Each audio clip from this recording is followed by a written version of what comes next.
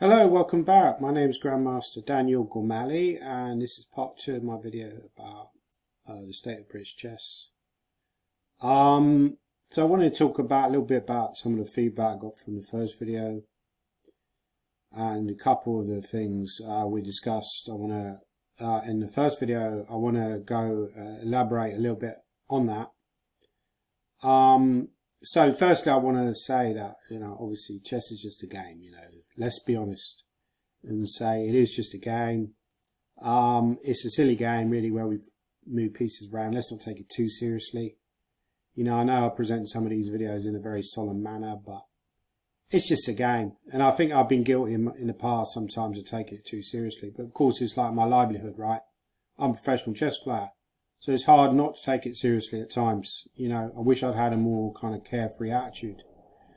So going back to the team element of chess, and I want to talk a little bit about the Olympiad and playing in also European championships. So in my opinion, the Olympiad is like the pinnacle, in a way, of the chess world. So if you get to the Olympiad, if you get into an Olympiad team, I don't care what team it is, you're kind of at the kind of Everest of chess. In a way, even more so, I'd say, than the World Chess Championships, because the World Chess Championship is really a very kind of private and intimate affair between two players. Whereas at the Olympiad, you have, you have so many good players, and you have a mixture. You have the top professionals, and you also have some lower players. So obviously, when I played the Olympiad, it wasn't a great experience for me. But it's still, it was a unique experience, and I think the social element of it is very important. But the rules on playing in team competition have changed over the years, because I remember, I think when I first played, there were 6 places available. Now, the first Olympiad I attended was in 2000 in Istanbul, in Turkey, and I was a coach for the Bermuda team. It was a great experience. Because the reason I got that job was I went to Bermuda in 1998 and I played in a tournament there. I was invited by Nigel Freeman, and it was Nick Foltz was also involved in the organisation of the event. And Nick Foltz is some kind of hedge fund manager, and so he's a fairly rich guy. I mean, to live out in Bermuda, you've got to be fairly wealthy, right? So it's often how tournaments come about, is they're sponsored by wealthy individuals. Chess by itself doesn't generate a lot of money. So anyway, I went out there, and at that time, I think there were 6 players in a team, and what you'd effectively get, I think it was a 13-round event back then, so it's quite a lot of rounds. I don't know if in the past maybe it was even more rounds, but it was a long event. If you go back to something like the 1960s, 1950s. Some chess tournaments would even go on for like 20 plus rounds. So over the years, we've shortened up more and more in the chess world. But yeah, I think the reason for having more players in a team, the upside to that is if for some reason somebody gets sick or something bad happens to a player, or they have to go home or whatever, or what actually happened to me in Turin, I went home early, but I wasn't really a kind of an active participant in the team at that point. But there was a kind of an infamous story from the Istanbul Olympiad that one of the players in one of the teams, I won't name who it was or which team he played for, went out on one of the first nights. And I don't think he was one of the top boards for the team. He was one of the lower boards. But he went out, for a drink, met this girl, local girl, Turkish girl, and then one thing led to another. Now, the next day, apparently what I was told, obviously I didn't see any of this, was that her family turned up and demanded that he marry her. Now, that's obviously going to come as a bit of a shock, right? You're there to have a bit of fun, you're playing in this chess tournament, and suddenly you're that's the rest of your life is going to be spent in Istanbul, right? So, understandably, this guy was like a little bit shocked. And he apparently went home after this. So, we're only talking about 2 or 3 rounds in. So, in a situation now when you only have 5 players, that would be more problematical. More problematic, I should say. because then you would effectively have a situation where if another player got sick for whatever reason, then you'd only have 3 players, and also none of the players could take a rest. So that is a little bit of an awkward situation. I don't know if there's special rules. I imagine there's special rules in place for situations whereby several players end up defaulting from the team, and therefore I think in certain situations you may be able to bring in more players, but I don't know. If you know anything more about this, leave your comments below. Any kind of comments, likes are appreciated on this channel or any other YouTube channel for that matter. Anyway, but they changed the rules eventually, and now you only have 5 players in the team. Now, I was discussing earlier about the England team, and the problem on board 5 of the England team is currently would be Ravi Haria. Now, the problem with someone like Ravi, he's quite low rated in comparison to the top boards. So the board 3 or 4 is rated, 20. Everybody in the team is 20. Everyone else in the team is 2600 plus, right? So in my opinion, board 5 is a bit of a poison chalice because you only probably get like 2 or 3 games, and when you play, there's a lot of pressure on you to perform well because obviously, the 2600 guys are lurking in the background, and they're ready to kind of come back in again. So effectively, you probably get a game early on, and against a weaker team. So effectively, it's kind of,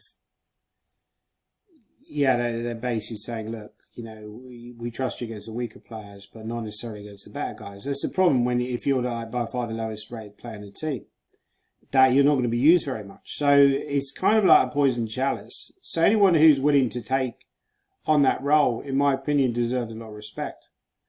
Because, you're not really in a great situation. And it's not necessarily a fair reflection on that player, because often they might be playing just as well as some of the high rate players in the team. But, it's kind of viewed as, well, actually, that other player is much stronger. So therefore, when we play the better teams, you get dropped. So that is really the situation, and obviously there's a lot of discussion generally, or there's some discussion before the rounds about who will play who will play. Even with only 5 players in the team, 1 player to drop out, and but there could be out of form players, obviously. So therefore, the board 5 is still an important board, because if there's one of the higher boards playing badly, then that board 5 will come in. So yeah, I think the England team, as it stands, have got a reasonable chance in the European Team Championships. There's obviously some pretty good teams in there. I mean, France have players like Farouja and MVL potentially, but I don't know if they'll play. Farouja doesn't seem to play many over the board tournaments these days. There's also Ukraine, who are very strong. Obviously, Armenia traditionally very strong. Maybe lost 1 or 2 players, but they're still, formidable team. They don't always play in team competitions. If it's someone like Azerbaijan, for example, have an issue with. There's other countries that also might drop out. Russia, of course, are not playing anymore, which is a huge blow to the competition in terms of the actual strength. But obviously that makes it a lot easier for other teams to win, and we've become stronger because we've gained a Russian player. I think Spain have also got a chance as well. So, yeah, that's really my thoughts on the chess competition. In my opinion, if you get to play in the Olympiad, you get to see a lot of these top players, and it is a special event. I wish I'd enjoyed it. I wish I'd handled it differently when I played. Obviously at the time, when I got selected to play for England, it was a great honour. I thought, this could go on for like another, 10 or however many years, but you don't realise at the time that it's going to be very difficult to get in the team. I mean, now I'm only rated about 24-40, and very little chance to be ever play for England again. I think I'd have to do a Rousis and get to say 26-70 before I'd even be considered for selection, because of what happened in the past. I don't think I'll ever get back in the England team ever again. I'm not strong enough, but that doesn't really concern me because, I'm concerned about my own aims and goals. I mean, the other thing about team competition in chess, which has its limitations, is your performance isn't necessarily connected to your own teammates.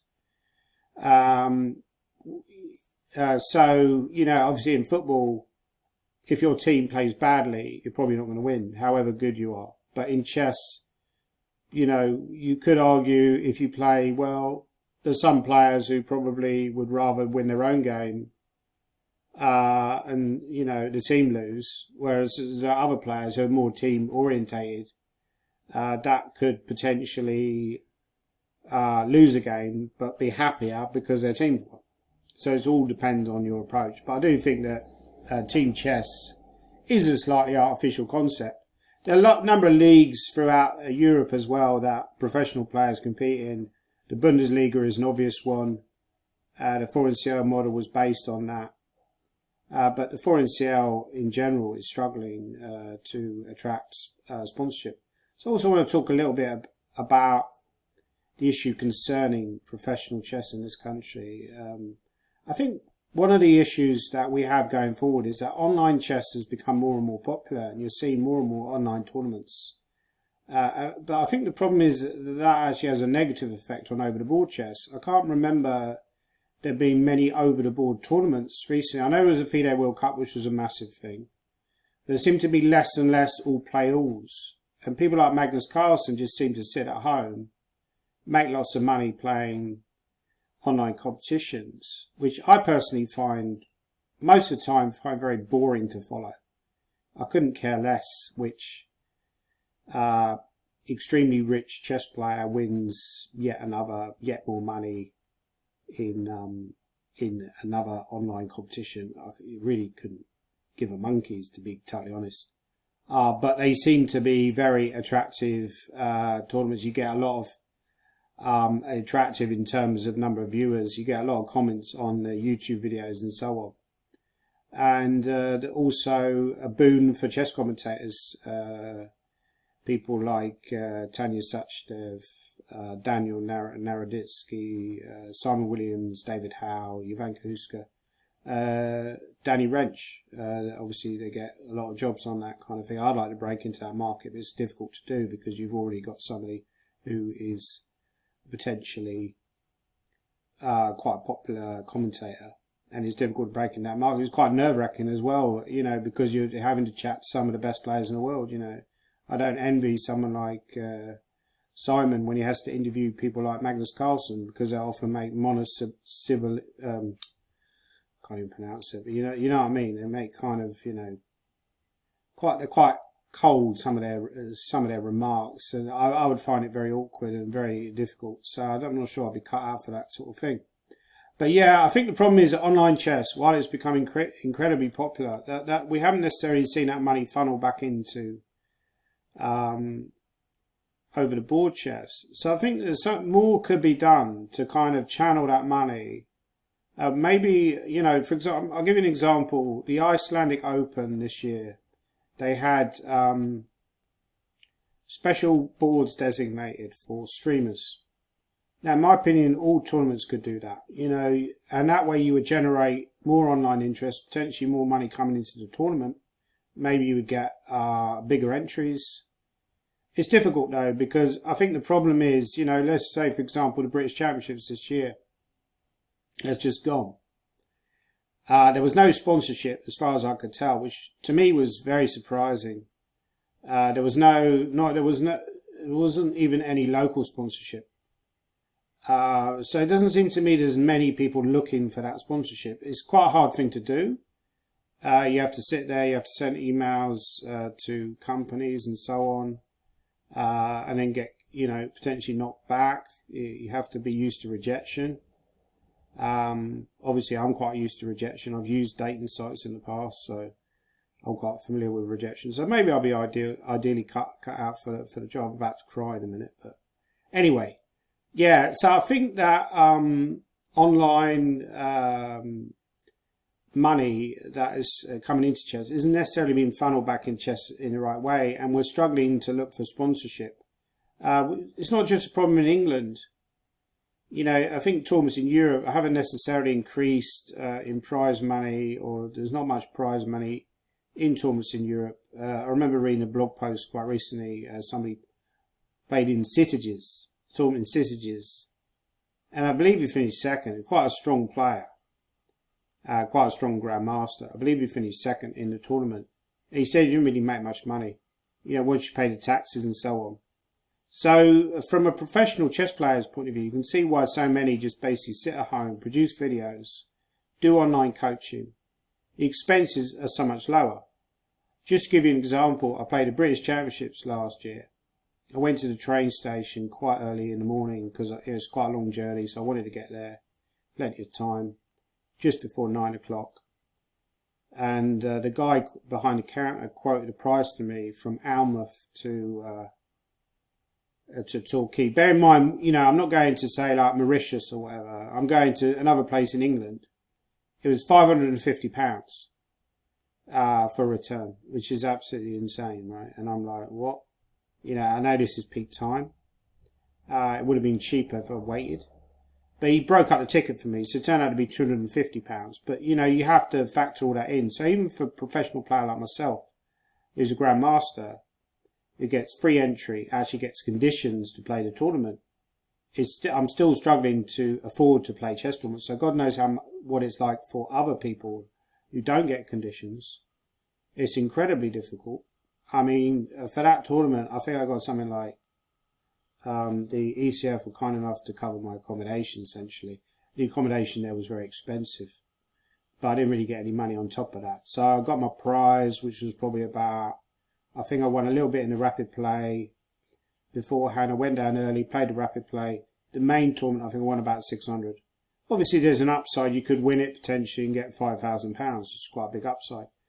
But I won about £600. Now, you're there for 10 days. I'm spending money on food. Obviously, you've got the travel as well to factor in. I probably broke even overall. So it's not really a profession where you're thinking about the money, essentially. But I do think there should be a bigger incentive. So in terms of tournaments like the British Championships, it took place in Leicester this year. There were 6 prizes. Now, in my opinion, that's not enough prize money. Professional players, there were very few GMs who actually took part in that tournament. There was obviously Michael Adams, who's like the top seed, by far the strongest player in the event. You had Nick Pert, also an ex-British champion. You had Mark Hebden, and you had Daniel Fernandez. I'm not sure if there were any other grandmasters who were playing in that tournament. I was doing the commentary. Keith Arkle was playing the senior event. So there weren't many professional players playing at a tournament. You got over 30 GMs in this country. Why more of them playing in the English Championships and the British Championships? I believe it's partly to do with the lack of sponsorship. So some of that money that we got from the ECF, I believe we should funnel that into the British Championships. A friend of mine, Richard Pert, also made a suggestion. Have more prizes in the British Championships. You could have, say, 15 prizes. And therefore you've got a much better chance of actually going home with a decent amount of money. And that would also motivate people to play in that tournament. So if you're sitting at home and you're, say, a 16-year-old kid who could think about playing in the British Championships, it would motivate you to work harder on your chess, thinking, actually, instead of 6 prizes, there's 15 prizes. So it's pretty good, incentive for me to improve. And another thing I think they could change is they could introduce a qualification spot for the England team. Because as I said before, the pinnacle of playing chess, in my opinion, or one of the pinnacles, is playing for your country, playing in tournaments like the European Championships, playing in European Team Championships, playing in tournaments like the Olympiad. Now, if they left a qualification spot open for a player, and they said, look, if you play in the English Championships and the British Championships, and you play well enough over those 2 tournaments, we're going to select the player who does best over those 2 tournaments to play for England. You'd probably get a much bigger entry because a lot of people would love the chance to play for England in the chess team. Now, you could potentially throw up a weaker player. I mean, no disrespect to Stephen Jones, but if you had over 1 tournament and he finished second in that tournament, right, which he did on merit. He played very well. He finished second in that tournament. You ended up selecting him ahead of, or he's qualified ahead of, say, Ravi Haria, Daniel Fernandez, Amit Gartzi, much higher rated. Obviously, not necessarily everyone will be happy about that scenario, but that's just part of life, in my opinion. There should be a qualification spot open. But if you did it over 2 or 3 tournaments, you're also more likely to throw up a winner that is legitimate, a winner of that spot who is legitimate. So I think that is some way that you could improve the selection process. At the moment, there is a selection committee for the England national team. But, you know, none of this is particularly transparent. They just basically publish these rules. We don't know how they conducted this choice of selection for the team. We don't know how they select the teams. We just know that there's certain rules in place. They said on the thing that they select people based on their performance in past team competitions, based on how they interact with the teammates, and also how active they are as players, all these kind of criteria. But, you know, how rigidly they apply this, we can't be certain. So I believe to take away that selection bias, I would introduce a qualification place, and I would also funnel more money into the British Chess Championships.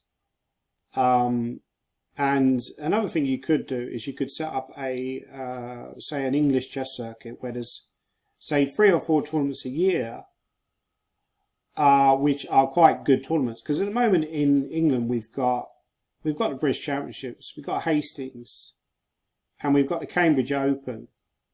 But there's not much else, you know, so it's kind of, you know, I mean, for example, around about this time in the autumn, there's very little in the way of, I mean, Tim Wall has done a very good job in Northumbria Masters, for example. You could turn that into one of the,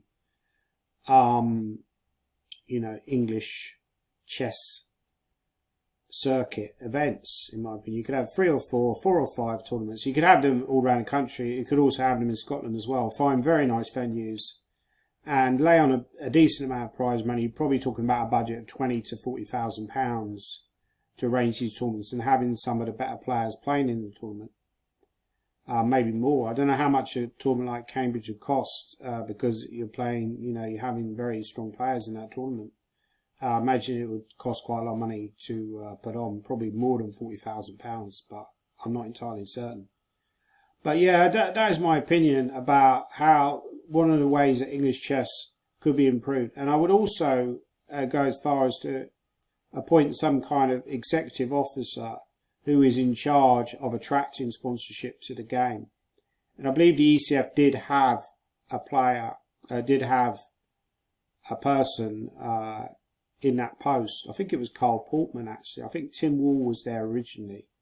Carl Portman, but then Carl Portman was criticised, or I think there was some kind of criticism, probably from Tim Wall, and Carl Portman resigned, and then they didn't fill the post. So there's nobody actually actively looking for sponsorship for English chess, and that's a shame. And Scotland has an issue as well, because in Scotland they used to have a championship which was quite well attended.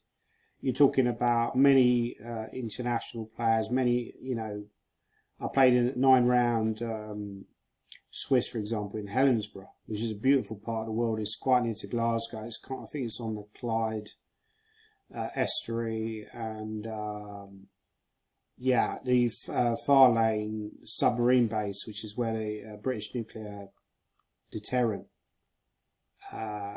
is about 5 miles up the road. So I walked all the way up there one day after I had a quick draw in one of the rounds. But I ended up with 26-50 performance, so I was quite happy within that tournament, because it was such a nice location. But I remember playing there, and there was lots of invited players, lots of good players.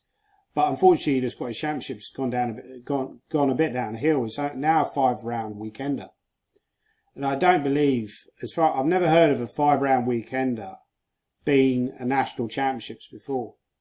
So anywhere in the world, maybe somebody could tell me that there's like a 5-round weekender which counts as national championships. But to me, it seems slightly ridiculous.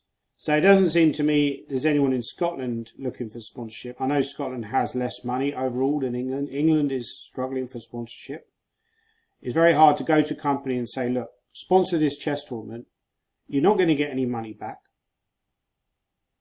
but throw some money into this tournament, You know, when you're struggling with your budget yourself because of the downturn on stuff like Brexit, the war with Ukraine, deflation or inflation or whatever it is. Deflation, we have that in chess, but with the ratings, right? But yeah, these are some of my views on the state of English chess, and I was quite negative with obviously with my title, The Decline of British Chess, but I was effectively talking about how I believe as a chess nation we've declined. So I feel like we should welcome people like Vitor Yugov into the into the fray, because I believe we can learn from people like that. And you know, we have a history going way back as a country that we always welcomed refugees. It's only in recent years we have this very hysterical far right wing element that kind of despises the idea of refugees and immigrants coming into this country. But yeah, I think that, you know, there seems to be an upside for British chess, but I'm slightly concerned with this money coming in. I'm slightly concerned that we'll lose that momentum, we'll lose that impetus if things aren't done in the right way. So that is my view for British chess. I would create an English chess circuit. I'd have a few more tournaments throughout the year to make it more palatable for professional players, to actually give them a motivation to be a professional chess player. You know, I don't know how much that would cost, but also if you appointed somebody who would look for sponsorship, it could even be someone like myself, then you know, the money issue, the money side of it might not be so problematic. So yeah, these are my recommendations, and I would also recommend that we open up a qualification spot for the England national team, which would encourage professional players, grandmasters and so on, international masters, to play in stuff like the British Championships, to play in English Championships. We'd have a qualification spot over those two events. You say, you know, the player who's performed the best over those two events then gets, you know, who isn't already qualified. So you'd have 4 players that are selected. You'd have 1 or 2, or you'd have 3 or 4 players that are automatically selected by the selection committee. You'd have 1 or 2 spots left open for those players who perform the best. Now, obviously, the negative side of that is then you could potentially get players who are weaker than the players who would have been selected anyway. I would say, well, that's life, you know. We need to encourage people to come back to the board in this country. I feel like the English chess scene is fading a little bit and needs some impetus. So those are my thoughts. I'm interested to see your thoughts below, your comments. I welcome your comments on my videos.